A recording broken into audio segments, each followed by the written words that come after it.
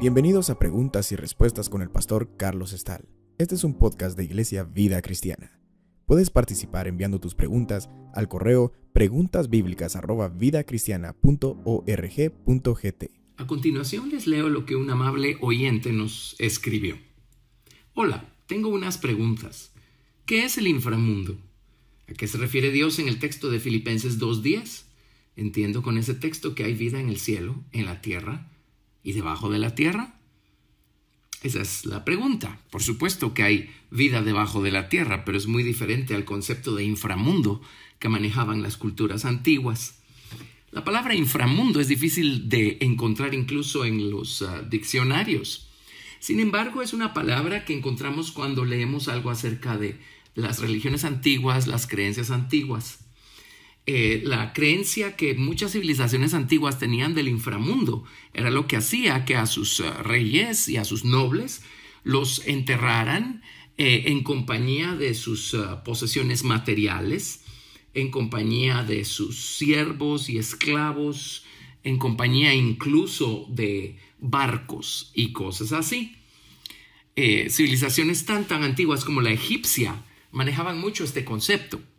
Ahora, pues es loable el hecho que ellos estuvieran conscientes de una vida después de esta. Sin embargo, ellos no tenían la verdad en cuanto a qué realmente es la vida después de esta. Igualmente civilizaciones pues no tan antiguas como la egipcia, pero la civilización maya, ahí encontramos también este concepto. Y también encontramos estas tumbas con mucho ornato y objetos y cosas que según ellos les iban a servir del otro lado. Infra es un sufijo que significa debajo de, así es que inframundo es el mundo debajo de este mundo. Vamos a trazar suficientes escrituras, hay cantidad de escrituras, en donde vamos a ver que claramente cuando la Biblia se refiere al Seol, Seol es la palabra hebrea, Hades es la palabra griega, infierno es la palabra castellana. Pero cada vez que se menciona el Seol, el Hades, el infierno, siempre dice descendió al Seol, descendió al Hades, descendió al infierno, descendió al sepulcro, descendió a la muerte. Cuando se trata del infierno, siempre es hacia abajo. Ahora, tenemos que entender que estamos hablando de lugares espirituales, son lugares, pero son espirituales. Y sin embargo, el infierno siempre se ubica abajo, debajo de la tierra. En tanto que el cielo, por supuesto, es arriba. Cuando se habla de los cielos, siempre es ascendió al cielo, subió al cielo. Y qué maravilloso es esto, porque en esta vida el Señor quiere que lo conozcamos. Y cuando conocemos a Jesús, descubrimos cuán orgulloso es el ser humano.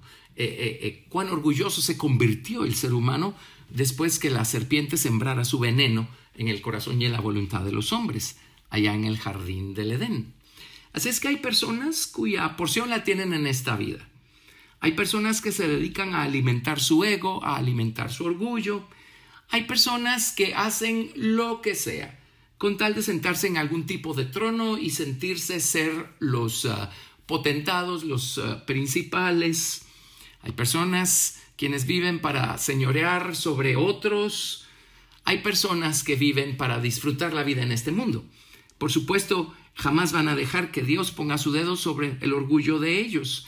Pero el orgullo humano se tiene que ir tarde o temprano. Así es que si ellos no quisieron descender en la humildad de Jesucristo, aquí y ahora, bueno, el día que cese su existencia aquí sobre la tierra, ellos van a descender a este lugar en donde su orgullo definitivamente va a ser tratado. Nada más que por una vía que hubieran querido evitar, ¿verdad? En tanto que el creyente que quiere ser como Cristo, procura que la humildad y la mansedumbre del Señor Jesucristo se forme en él. Es una persona que, lejos de pelearse con Dios y endurecerse a causa de las situaciones adversas de la vida, aprovecha esas situaciones para examinarse a sí mismo, para darse cuenta de cuán grande, cuán fuerte es su orgullo todavía. viene y pone su orgullo a los pies de la cruz, a los pies del altar. Se forma un poco más la humildad de Cristo, la paciencia de Cristo, la mansedumbre de Cristo.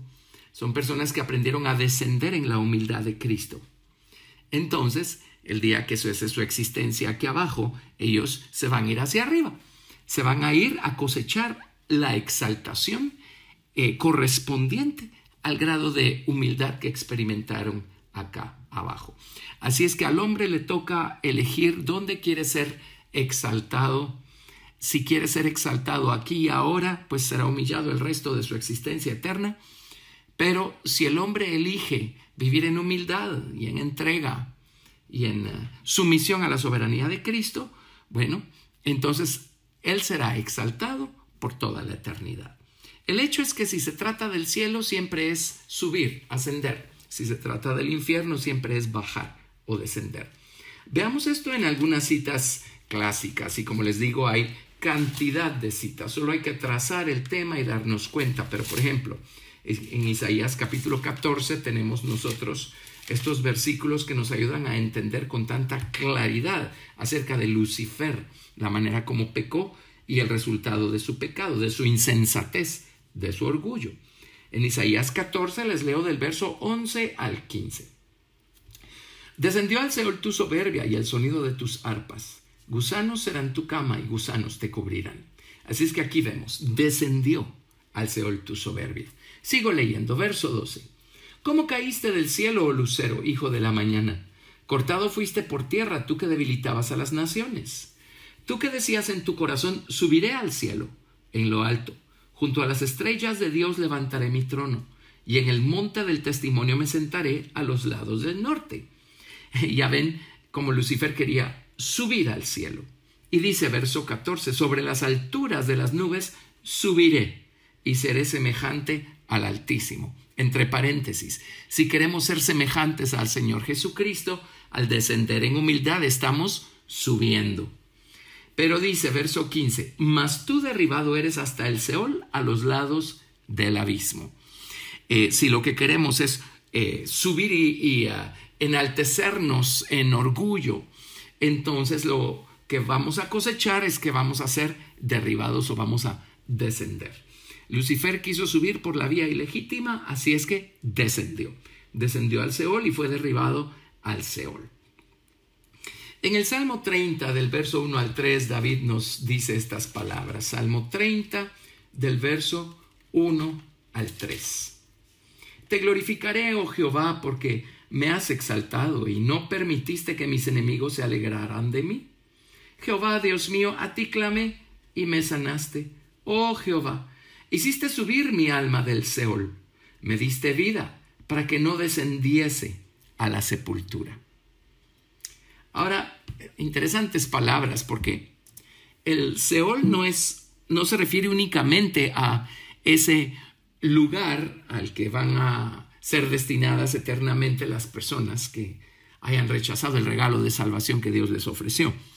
El Seol también son experiencias difíciles y dolorosas a las que Dios permite que seamos expuestos de vez en cuando, precisamente para ayudarnos a vencer nuestro orgullo y para ayudarnos a buscar que se forme en nosotros la humildad y la mansedumbre del Señor Jesucristo. Pero siempre es descender al Seol.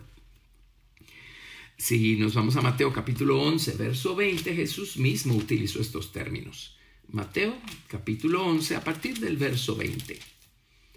Entonces comenzó a reconvenir a las ciudades en las cuales había hecho muchos de sus milagros, porque no se habían arrepentido, diciendo: ay de ti, Corazín, ay de ti, Betsaida, porque si en Tiro y en Sidón se hubieran hecho los milagros que han sido hechos en vosotras, tiempo ha que se hubieran arrepentido en cilicio y en ceniza. Por tanto os digo que en el día del juicio será más tolerable el castigo para Tiro y para Sidón que para vosotras. Y tú, Capernaum, que eres levantada hasta el cielo, hasta el Hades, serás abatida. Porque si en Sodoma se hubiera hecho los milagros que han sido hechos en ti, habría permanecido hasta el día de hoy. Por tanto os digo que en el día del juicio será más tolerable el castigo para la tierra de Sodoma que para ti. Tremendas palabras. No entiendo por qué no prestamos atención a estas cosas. Capernaum fue una ciudad que fue levantada hasta el cielo porque la mayor parte del tiempo de Jesús sobre la tierra la pasó en Capernaum. Él les dejó suficiente testimonio del amor de Dios y del poder de Dios. Pero al final se contaron entre aquellos que rechazaron al Señor Jesucristo. Así es que dice, hasta el Hades serás abatida. Tremendo.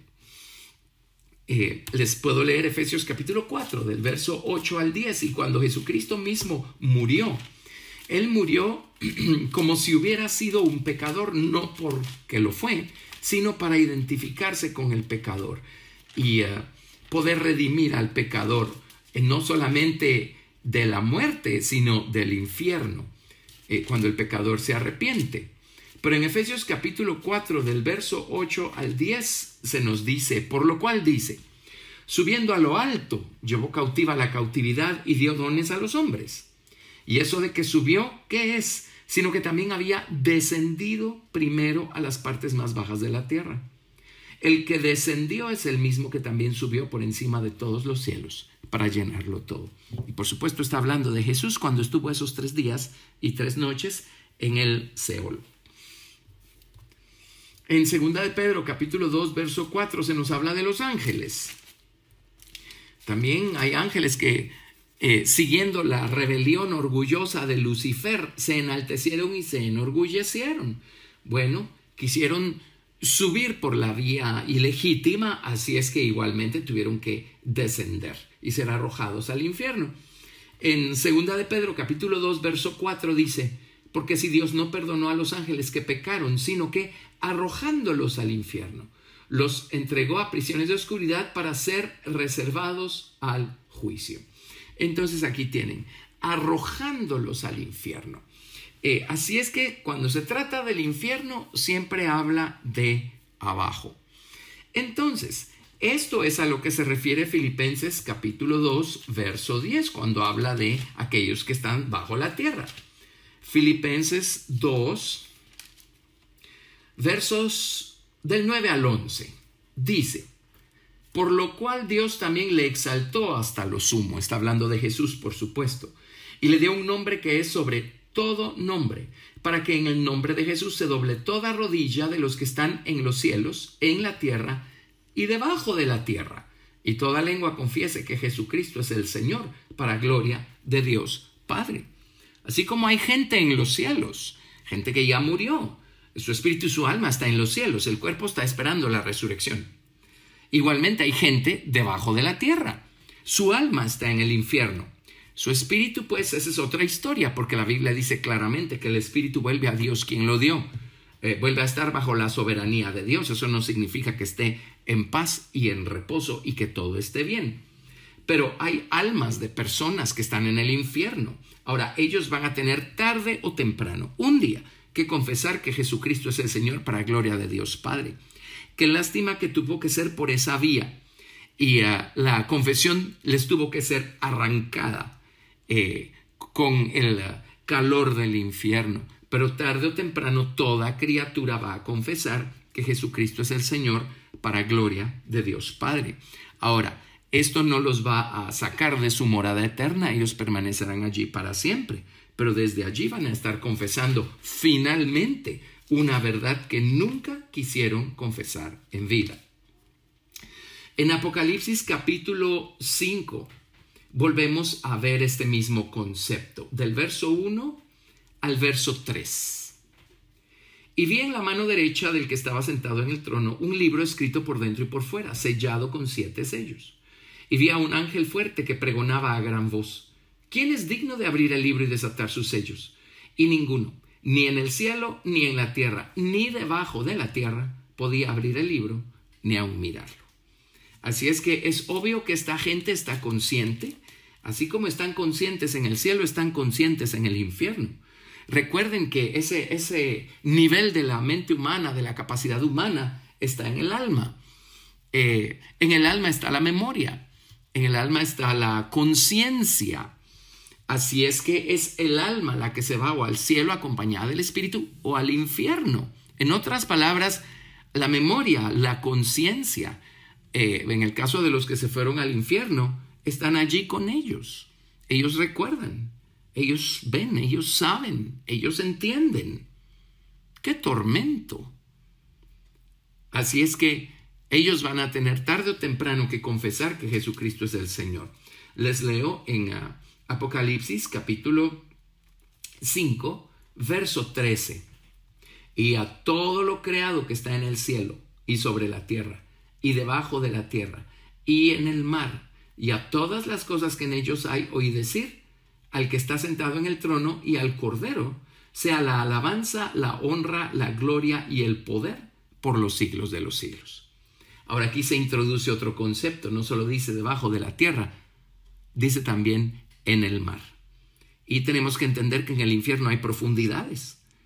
Así como el nivel de galardón para los que sean salvos va a ser de acuerdo al nivel de cercanía que tuvieron con Dios a través de Jesucristo, igualmente el nivel de castigo, el nivel de oscuridad que coseche la gente que elija perderse, va a ser en la misma proporción que el nivel de tinieblas y de oscuridad que ellos tuvieron en la mente y en el corazón. Así es que en el Seol hay profundidades, hay abismos. A eso se refiere con el mar, a estos abismos. Ahora, volviendo al inframundo que manejaban las culturas antiguas. El concepto de ellos era que los bienes que una persona tuvo aquí en la tierra se van a ir con ellos y los van a servir y los van a ayudar y los van a hacer seguir viviendo la misma vida que vivieron aquí, allá, del otro lado, inframundo o debajo del mundo. Pero eso es un grave error, es una grave equivocación. Los bienes materiales, las cosas temporales, todas las cosas que se ven son temporales, son trascendentales, se quedan aquí en la tierra, no se van a ningún lado. Lo único que no es temporal, que está aquí sobre la faz de la tierra, es el alma y el espíritu de los hombres. El alma y el espíritu de los hombres es trascendental. El alma y el espíritu de los hombres va a seguir viviendo. Lo único que va a ocurrir es que va a cambiar de estado cuando salga de este cuerpo, pero va a seguir allí. Así es que lo único que nos va a acompañar cuando crucemos el río y pasemos al otro lado, por así decirlo, cuando muramos, es cuánta verdad atesoramos en el corazón, en la mente. Eso es lo único que nos vamos a llevar consigo, eso es lo que nos va a hacer ser eternamente ricos o eternamente pobres. Así es que atesoremos la palabra de Dios. La palabra de Dios es lo único que existe, que tiene poder para ayudarnos aquí y ahora. Tiene poder como un punto de apoyo en el que podemos apoyarnos, valga la redundancia, aquí y ahora. Tiene poder para guiarnos, para conducirnos aquí y ahora. Y trasciende, además de funcionar en el tiempo, trasciende a la eternidad. Jesucristo dijo, cielo y tierra pasarán, pero mis palabras permanecerán para siempre. Así es que la palabra que atesoremos aquí y ahora va a ser nuestro depósito eterno, nuestro tesoro eterno. Va a ser lo único que nos vamos a llevar con nosotros y lo que haga la diferencia, pues, entre ser eternamente ricos y eternamente pobres. Gracias por escuchar Preguntas y Respuestas con el pastor Carlos Estal. Recuerda que puedes participar enviando tus preguntas al correo preguntasbiblicas@vidacristiana.org.gt y quédate atento al siguiente episodio porque tu pregunta puede ser la siguiente a responder.